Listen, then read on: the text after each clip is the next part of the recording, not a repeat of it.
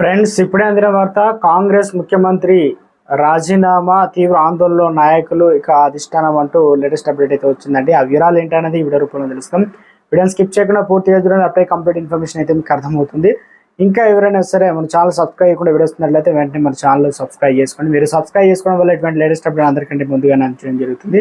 చూస్తున్నారు కానీ లైక్ చేయడం మర్చిపోతున్నారండి. దయచేసి లైక్ చేయండి. మీరు లైక్ చేయడం వల్ల ఇన్ఫర్మేషన్ మరింత మందికి రీచ్ అవుతుంది. లేట్ చేయకుండా వీడియోలోకి అయితే వెళ్ళిపోదాం.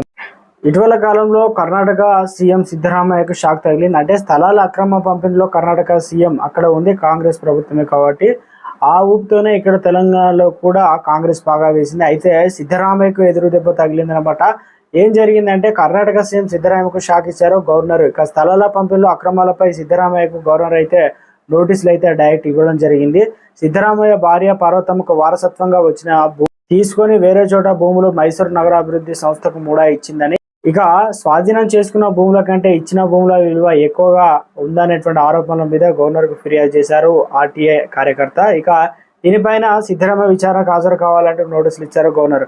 ఓ వ్యక్తి ఇచ్చిన ఫిర్యాదుపై సీఎంను విచారణకు రమ్మనడం తప్పంటూ దాన్ని ఉపసంహరించుకోవాలని కోరింది మంత్రివర్గం. ఇక దీంతో స్థలాల అక్రమ పంపిణీలో కర్ణాటక సీఎం సిద్ధరామయ్యకు ఎదురుదెబ్బ తగిలిందనమాట. ఇటీవల కాలంలో ప్రతి సభలో ఇక తలవైన శైలిలో కూడా వార్తల్లో నిలుస్తున్నారు. ఇక సభ మీటింగ్లో పబ్లిక్లో ఉన్నాగానే నిద్రపోవడం, ఇలా కొన్ని మొత్తానికైతే నేను సభ అంటే సీఎం పదవి నుండి తప్పుకోననే విధంగా కూడా ఇంటిచ్చారు.